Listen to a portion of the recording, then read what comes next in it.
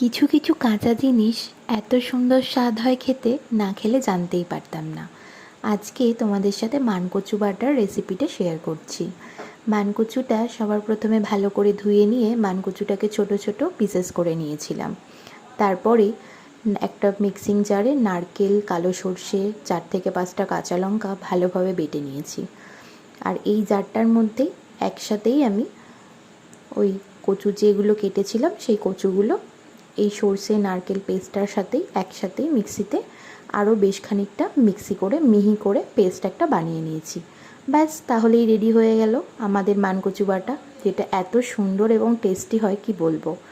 গরম গরম ভাতে খেলে মনেই হবে না এটা কাঁচা জিনিস, দুর্দান্ত লাগে গো। আর তার সাথে একটু কাঁচা সরষের তেল দিয়ে ভালো করে মাখিয়ে নিলেই এক থালা ভাত কখন নিমিষে শেষ হয়ে যাবে বুঝতেই পারবে না। চলো, আজকের রেসিপিটা কেমন লাগলো অবশ্যই জানিও।